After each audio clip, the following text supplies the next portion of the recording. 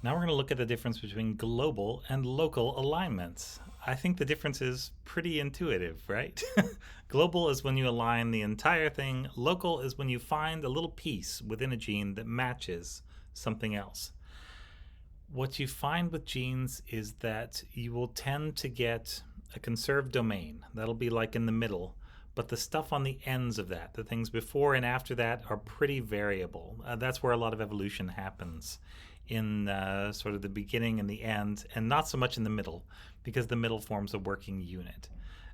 So I'm a big local alignment fan, but global alignments came first. So, one of the early algorithms that you do not need to know is the Needleman-Wunsch algorithm, and it gave points to generate a global alignment. And basically, the highest scoring, best scoring possible alignment was considered the most likely alignment. And again, with all these alignments, these are hypotheses and they're backed up with statistics. None of these are reality. They're just as close as we can get to reality because reality happened usually in the distant past. It is not directly testable. Okay, so they actually came up with this method in 1970, which was really something back then. Pre-personal computer by a long time. 1981, you get the Smith-Waterman local alignment algorithm, and so this is movement in the direction that we want to go. So this is now aligning small parts as opposed to trying to align the entire thing, even though you know maybe only the middle actually should be aligned. Essentially having non-homologous parts of a gene included in an alignment makes the alignment worse. Yeah, you can only align homologous things. There you go. At least as far as you can tell. So then you get into the 1980s, and we have this thing called FASTA. Now, nobody uses FASTA, the program, anymore, but FASTA had a particular way of formatting its data, so you could put in lots of sequences at the same time. And the only reason we don't use FASTA anymore is that there's a better one. BLAST came out right after that and basically blew it out of the water. So everybody, including BLAST, uses FASTA formatted sequences. They look like this. You'll have a title line that starts with a greater than. You have a return at the end of the title, and then you have the sequence. That's FASTA formatted. And you can have several sequences stacked up, and you can analyze them all at the same time, as long as they're all in FASTA format. So FASTA format, greater than, title, return, sequence. And it can be a protein sequence or a DNA sequence. It's fine.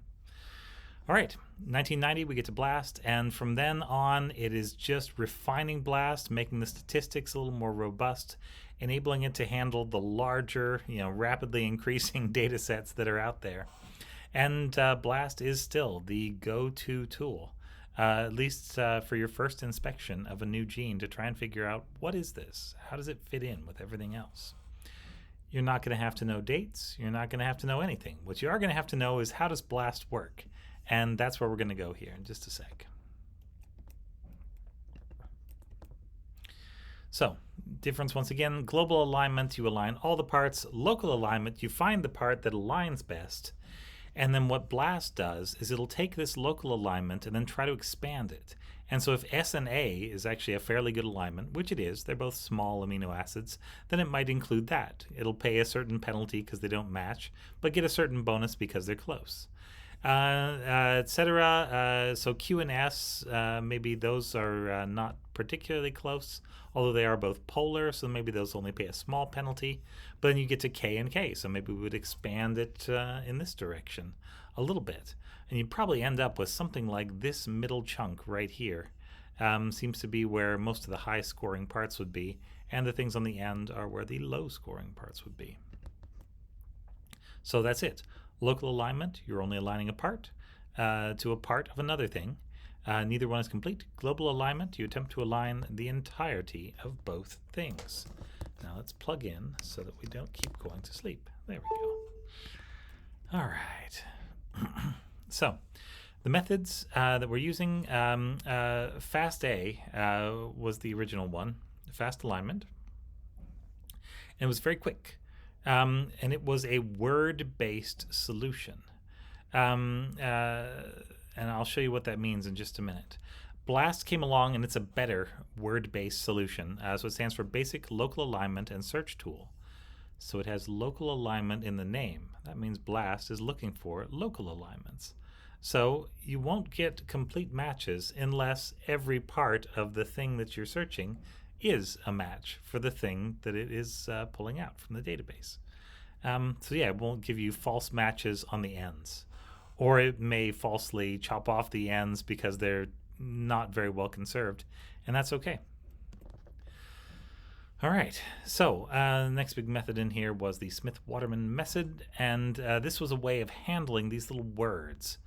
So the idea of a word is that you can break down a sequence into a series of letters, and the letters that come in a row are kind of like a word. Now, it's probably a nonsense word, but you can go through and you can take all of a protein and you can break it up into little words, little overlapping words that will they can then be searched.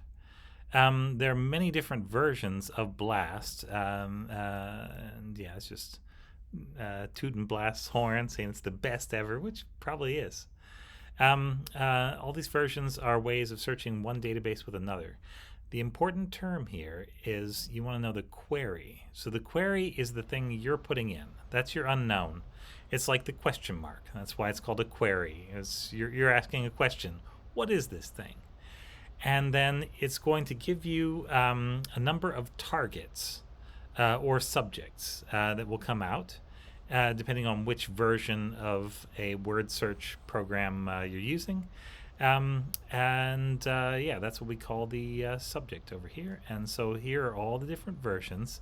Basically, no matter what you have and no matter what you want to find, whether it's protein or nucleic acid in any combination, you can search it. And there will be a time and a place where each one of these searches makes the most sense. Like, take the weirdest one down here, tBLASTx. I've used this very recently when I had what I thought was probably an incorrectly assembled genome and a correctly assembled genome. But I wasn't sure which parts of the incorrectly assembled genome I should actually align. The coding parts, the non-coding parts. So I said, you know what, let's turn this into protein, because protein is always more conservative than nucleic acid. Protein evolves slower than DNA or RNA. And so I only had the RNA for my other gene I was comparing it to, and so yeah, I turned my gene into protein. I compared it to another thing, which was a gene that they could turn into protein all the different ways, and it found me areas where we matched, but there was an error in the assembly, and we'd gone out of frame, so in a different reading frame, and yeah, it picked up all of that and was very useful in stitching it back together.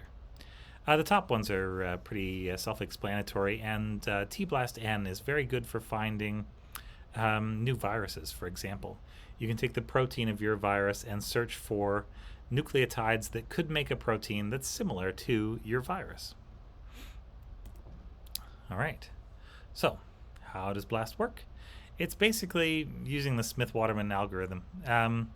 It's trying to find high-scoring sequence segment pairs, so high-scoring pairs they call them, which are sets of nucleotides or sets of amino acids that are unlikely to occur and match exactly on their own. And then once it has this, it will then extend that. It will try to build it out left and right. Yeah, BLAST is 50 times faster than the old Smith-Waterman algorithms. They were Altschul et al. Were very good at programming, I guess. And that's really the genius of this. There are a lot of slow ways to do things, but in bioinformatics, the key is how quickly can you get to the answer. That's a major thing, and it separates the better bioinformaticists from the maybe not quite as good ones. Okay, so here's how BLAST works. It's going to make a list of alignments, but it's going to make little alignments using its word search method. And it's going to try to identify either exact or very close word matches. And then it's going to, as long as they match better than a reasonable doubt, that's its threshold score, then it's going to extend those little words in either direction and see if it can generate something with a score that's better still than whatever your cutoff score is. So your cutoff score is going to be an error value. You're going to say, I accept an error of 0.05, but no higher than that. And so if it finds a match that's, 0.001, that's great. And if it can extend it and it's, not quite as good, but it's bigger, it'll eventually get out to the point where it says, all right, this is the last nucleotide that you can actually bind, and it'll calculate the alignment score for the entire thing. And as long as it's better than your cutoff score, it'll give you the match. Now it's going to calculate its scoring from this matrix, or rather there are several matrices that you can choose when you are in BLAST. This is the default though, is the BLOSUM 62, and I'll show you that here in a second. Actually, yeah, I'll show you that in a second. We got a picture of it coming up. Okay, how does BLAST work? So individual parts. Step 1, unless you tell it not to, BLAST is going to remove low complexity sequence repeats. For example, a poly-A tail of one gene looks exactly like a poly-A tail of every other gene because it has the sequence A, and it goes on for like 200 or 300 nucleotides.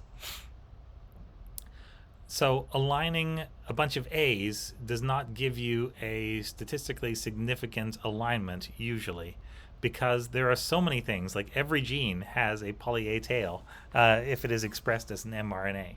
So yeah, that's not going to be high scoring. High scoring pairs are unlikely pairs, pairs that do not occur regularly or frequently in the database. Okay, and it's going to make a list of word pairs. And so they're called K-letter words. I believe it's a thing called K-means grouping. K is just a variable here. And so you can say, I want to look at this in 5-letter words or 7-letter words or 9-letter words, whatever. Any number that you want, it can do. Or rather, there are a couple numbers that it is preset to do, and anything else you got to do on your own. Yeah, it's going to check if those meet the threshold score. It's going to extend the word pairs, try to identify these high-scoring sequence pairs, things that are next to each other that increase the score, and it's going to list all of the high-scoring pairs in the database and sort of compare your high-scoring pairs to whatever is out there. Then it will calculate the statistical significance. How likely is it that this would have occurred by chance? And as long as that is better than whatever threshold score you set, whatever error value you determine, then it will then report those. If it gets a good match, or what it thinks is a good match, but you said, I only want matches that are 10 to the minus 5 or lower e-value, then it won't show you. BLAST will keep those to itself. So it only shows you what you want to see if it's there. So it's nice. You have some input, BLAST has some input. Okay, step 1, removing low complexity regions, just like so. If you have an area of a protein that has a bunch of K's in a row or a bunch of E's, there are a lot of proteins that have this just sort of a basic patch. And so, yeah, it would not, because it is a common sequence, and because having, if you have 5 Ks, having a 6 K is no big deal, because it's just a protein that's trying to be very basic. They'll basically exclude these regions, these low complexity regions, and focus on the areas where the amino acids are different. Statistically, it makes sense. You just get, you're more likely to find a true hit and more likely to avoid a false positive. Okay, word search method. You're going to break your query up into words, and you're going to compare your query words with words in a database and see if you can find some exact matches. So for example, let's say this is our query. We're going to break it into little words like this. And you see the words are just, we're using 3 amino acid words, which is real small. We would normally use like 5 or 7 to speed up the search a little bit. But that's fine. So we'll break it into every possible 3-letter word that it can make. And we'll also break all the databases into words. And then we actually take those databases and we make word lists. So these are all the words that you get in a certain kind of protein, or these are all the words that exist. And when you have these words, these particular words, then they're going to be associated with a particular protein. And so that's where some of the math comes in that actually makes BLAST work. And as far as you're concerned, as far as we need to know for the test, all you need to know is that you're breaking your sequence down into words. You're comparing words. So like here's an AAV, which is an exact match, which is great. You've got a lot of other, it's going to try and find each of these words in each of these databases. Here's EEI, which is pretty close to DEI. So it's going to find exact matches, and it's going to look for high scoring but not quite exact matches.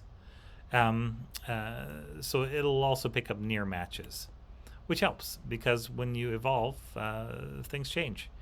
And generally you'll have random scattered changes rather than total change everywhere. I mean, that's the more conservative hypothesis. So then you can take all of these little matching words and you can say, all right, these are all the words that we could have matched. These are the other genes that they're in.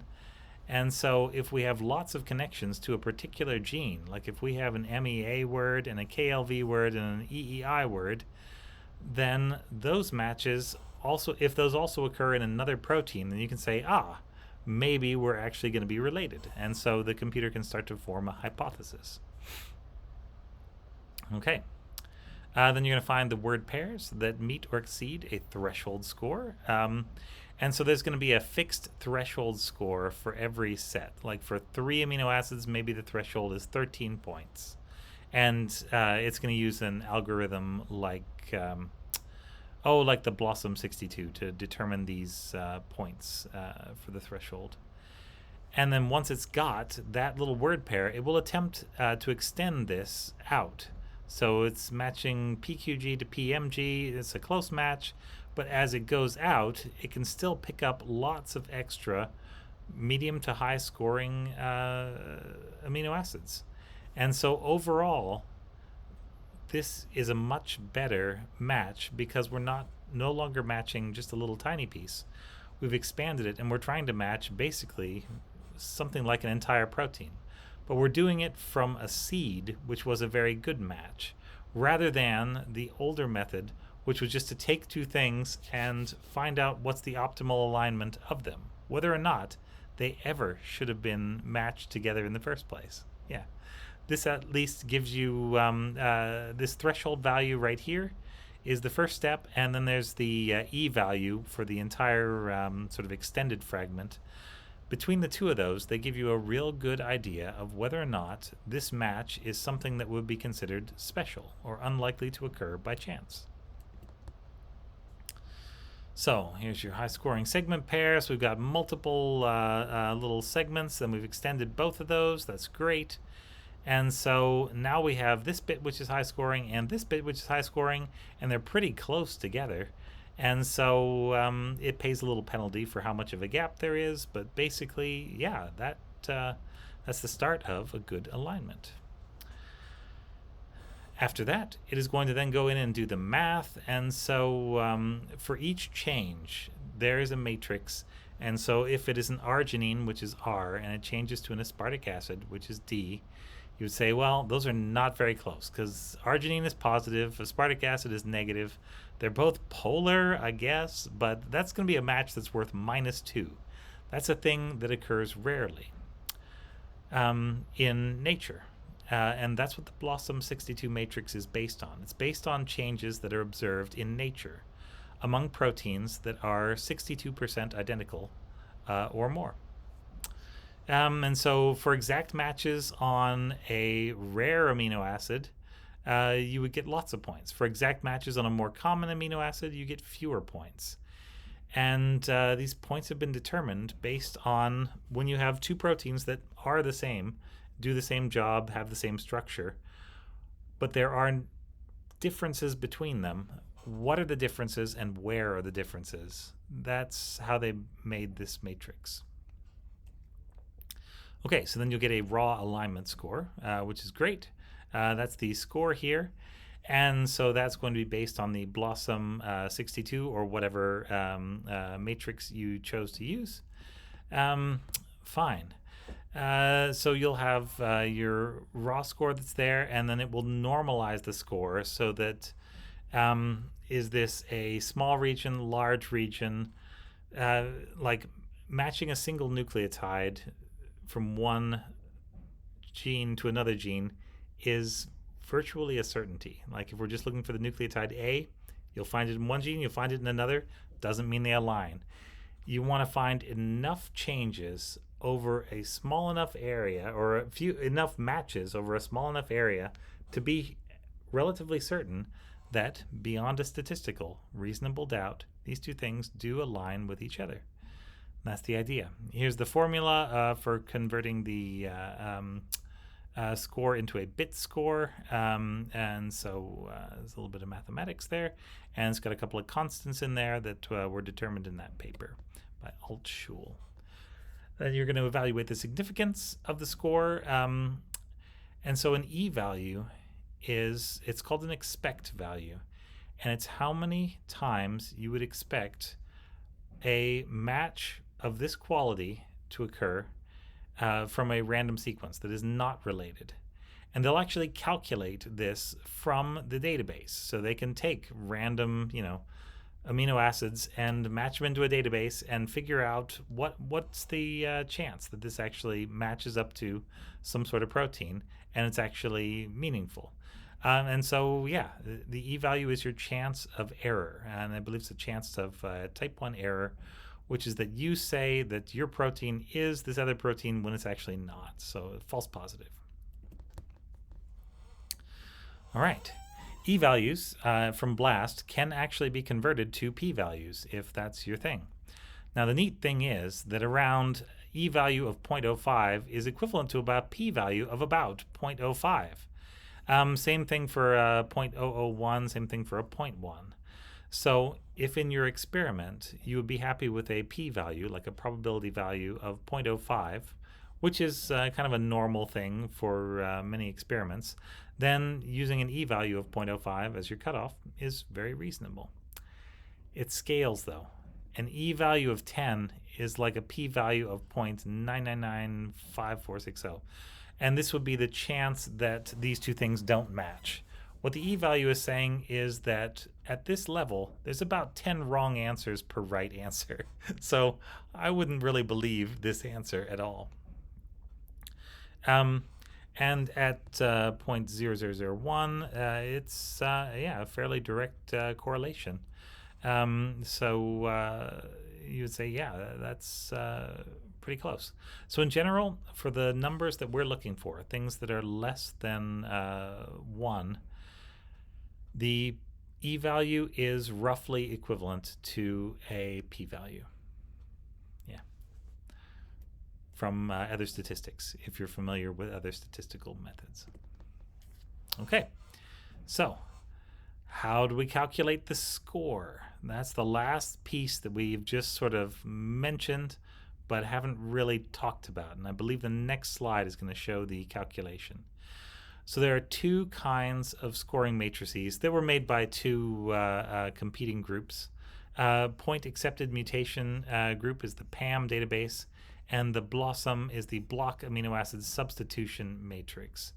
So if you take an entire chunk, what amino acids get substituted out together, or if you have just single point mutations, what are the mutations that are tolerated versus not tolerated that still produce a working protein.